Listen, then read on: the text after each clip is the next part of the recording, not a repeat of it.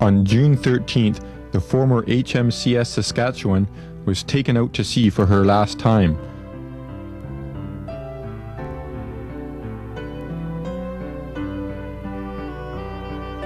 Her journey would be one of a different destination, and final assignment was never imagined when she was commissioned in 1963.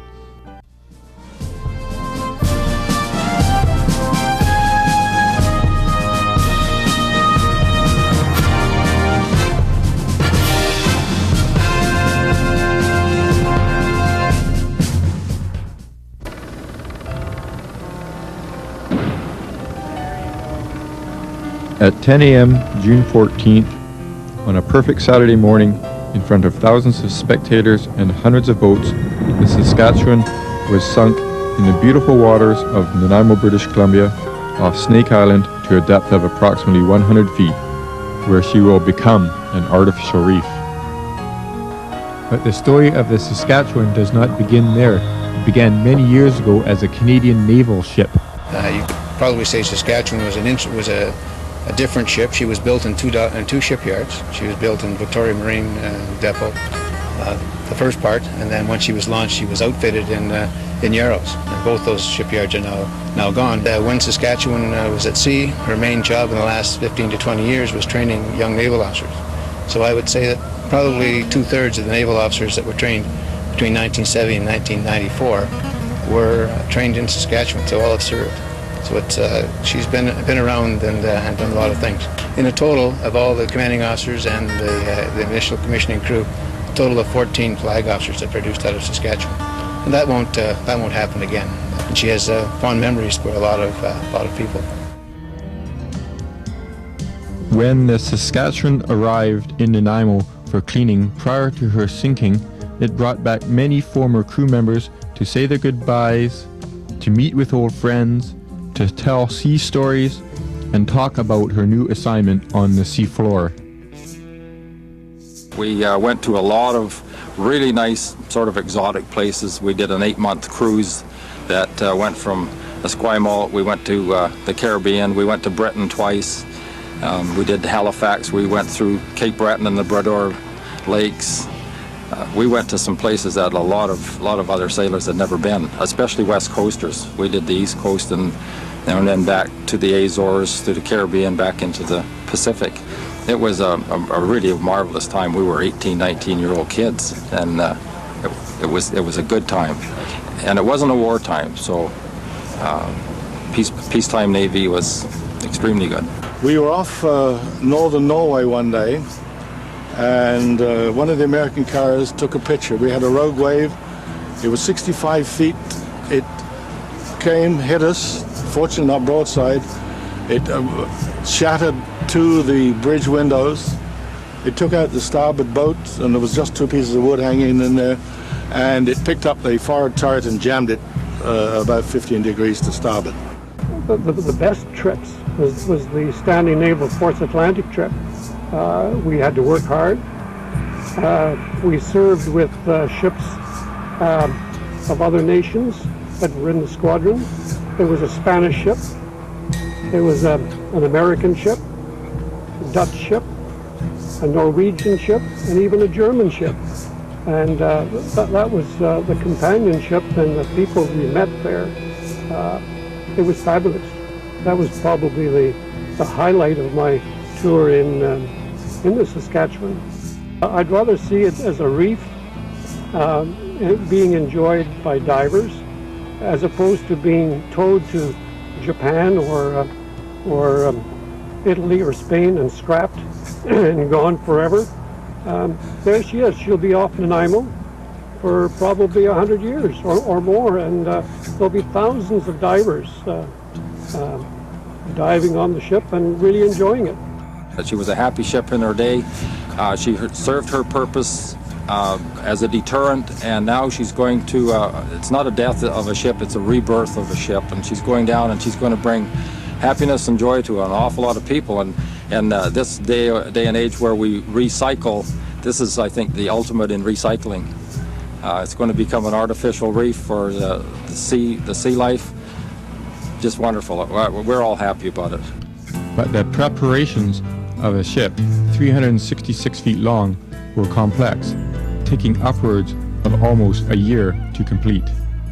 Doing the artificial reefs is about a 8 to 9 month long project and involves 3 major phases. We do an environmental cleanup in conjunction with Environment Canada, and that ensures that there are no hydrocarbons left on board the vessel at all. And over the last 3 ships, we've established a pretty intensive protocol on making sure the ships are clean. We bring in consultants from the Navy, and we do quite a few inspections to make sure that there is absolutely nothing harmful goes into the environment. The second major phase we do in conjunction with the environmental cleanup is a salvaging effort, and we will remove a large quantity of valuable metals, copper, brass, aluminum, that sort of stuff, and we sell that off, and that helps generate money to pay for the ship. And that is about a 3-month-long process in of itself.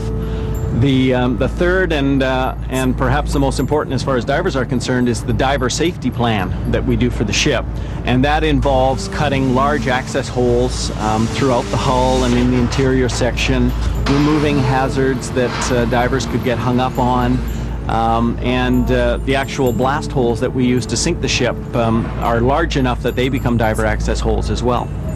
Well, it'll be a shame to see the old gal go, but once she's on the bottom, it'll be a huge relief. There have been thousands and thousands of hours put in by all kinds of people in the community in order to get this project completed. Very quickly after the sinking, the vessels historically have been colonized by barnacles and the little filter-feeding organisms in the ocean. Shortly after that, several months after that, the invertebrates start moving in. Once the invertebrates have come, you start getting the small fishes, and shortly after that, the larger predatory fishes start moving in. Before any sea life could move in and the Saskatchewan to be sunk, the opening celebrations commenced with the firing of cannons. The First Nations participated with the honoring and blessing of the ship, as for one of the members' ashes, the ashes of the late Raymond Good, a former crew member, were interned on the ship and were also to go down with her. I'm from the Geograph Bay Artificial Reef Society in Western Australia, and we're doing exactly the same thing as what's happening here. We have a very similar ship called HMCS Swan that we're about halfway through preparing for scuttling. And I've come over here to have a look at how the Artificial Reef Society of British Columbia prepared their vessels for scuttling. Specifically, I'm looking at the issues of diver access, diver safety, and the all-important environmental issues, the clean-ups, and making sure that the vessel is extremely clean, thoroughly clean for the environment. HMCS Swan is the first of its type to ever be done in Australia. No one in Australia has ever attempted anything like this before. We're the first.